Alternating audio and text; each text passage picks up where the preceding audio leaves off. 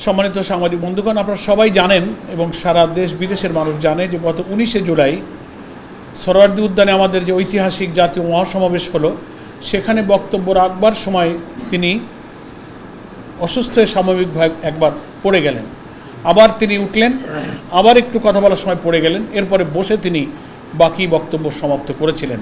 সেদিন থেকেই সকলেই ওনার স্বাস্থ্য এবং অবস্থা সম্পর্কে একটু উদ্বেগ প্রকাশ করেছেন।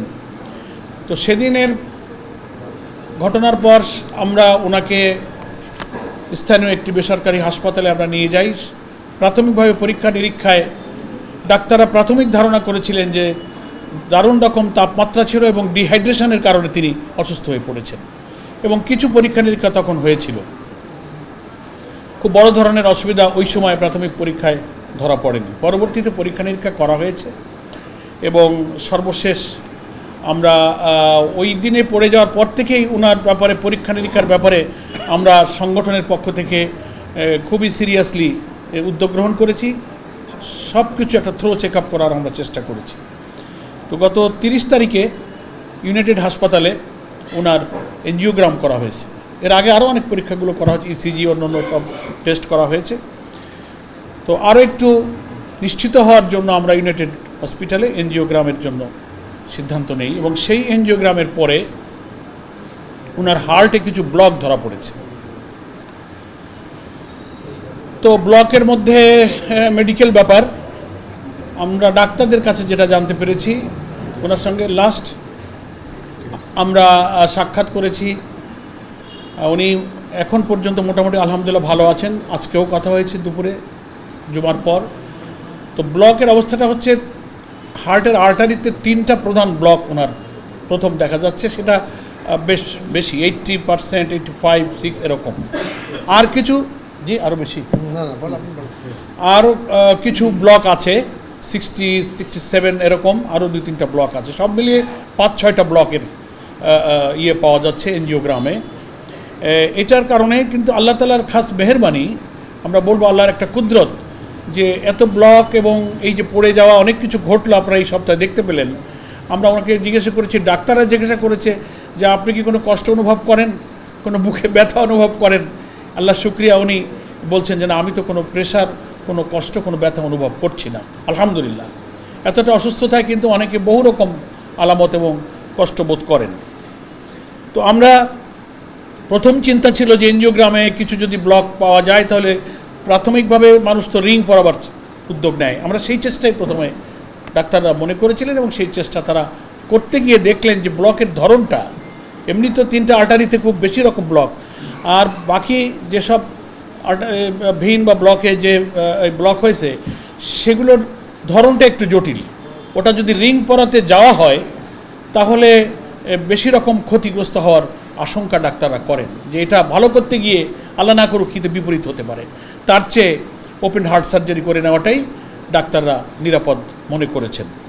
এবং এরপরে আমাদের ডাক্তারদের সঙ্গে মত বিনিময় করা হয়েছে। দেশের একেবারে সেরা সেরা কার্ডিয়াক সার্জন, অভিজ্ঞ ডাক্তাররা এই 2-3 দিনে আমরা তাদের সাথে বিভিন্ন দফায় দফায় বোর্ড করা, এবং আমাদের সংগঠনের মধ্যে যারা নেতৃবৃন্দের মধ্যে ডাক্তার আছেন, ডক্টর আব্দুল মোহাম্মদ তাহির, আমাদের নায়েবে আমির, আরও যারা আছেন ডাক্তারদের মধ্যে, সকলে মিলে আমরা একটা চিন্তার ঐক্যমতে আসবার চেষ্টা করেছি। এবং সেখানে আমরা আল্লাহর মর্জি, আল্লাহ ভরসা করে সিদ্ধান্ত নিয়েছি যে ওনাকে ওপেন হার্ট সার্জারি ইনশাআল্লাহ করতে হবে। ওনার পরিবার, উনি নিজে সহ আমরা সকলেই সর্বসম্মতভাবে সারে সদর হয়ে আল্লাহ ভরসা করে আমরা এই সিদ্ধান্ত গ্রহণ করেছি।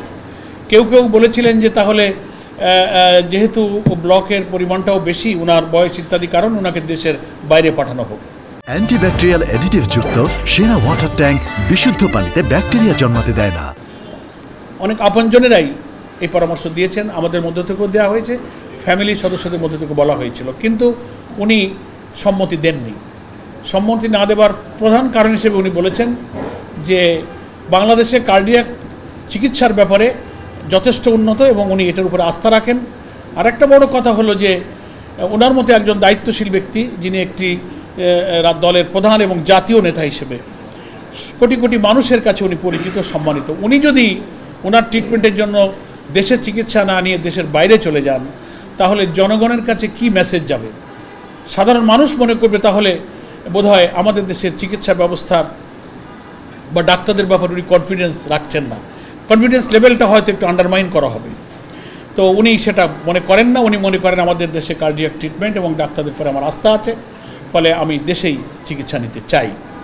ওনার এই সিদ্ধান্ত মতামত ডাক্তাররা গ্রহণ করেছেন এবং আমরা সংগঠন এটার উপরে আল্লাহ ভরসা করে একমত হয়েছি যে উনি দেশেই চিকিৎসা নেবেন এবং সেটা ইউনাইটেড হাসপাতালেই ওনার অপারেশন হবে।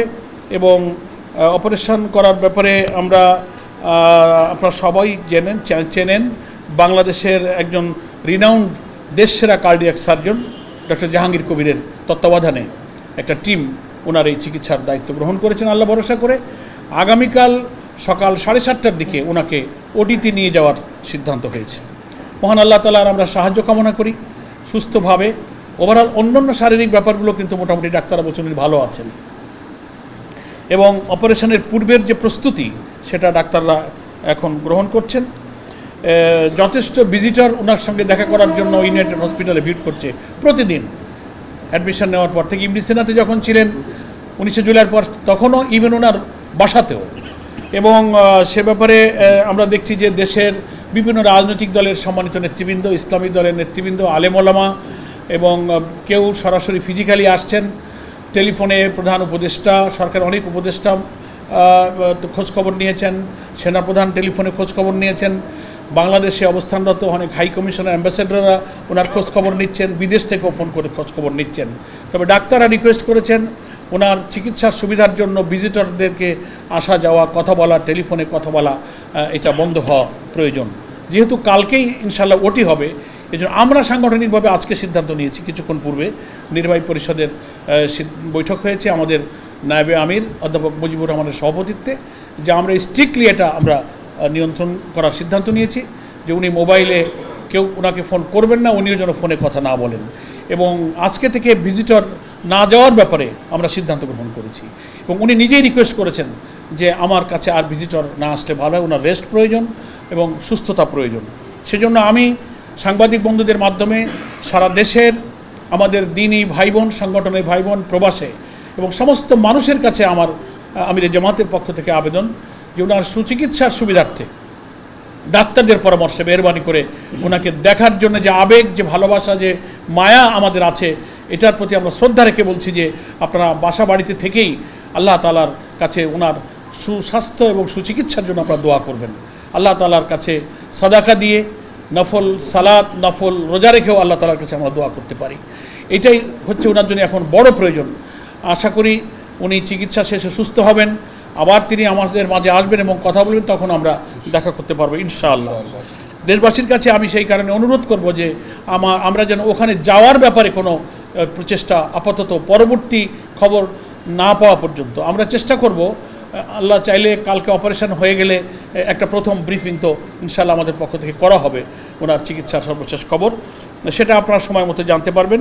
সেজন্য আমরা আজকের এই ব্রিফিংয়ে সারা বাংলাদেশের কোটি কোটি মানুষ, দেশের বাইরের আমাদের ভাই ও বোনেরা এবং প্রবাসী দেশিরা, বিদেশিরা যারা সহানুভূতি জানিয়েছেন, দোয়া করেছেন, খোঁজখবর নিচ্ছেন, সকলের প্রতি বাংলাদেশ জামাত ইসলামের পক্ষ থেকে আমরা আন্তরিকভাবে কৃতজ্ঞতা প্রকাশ করছি।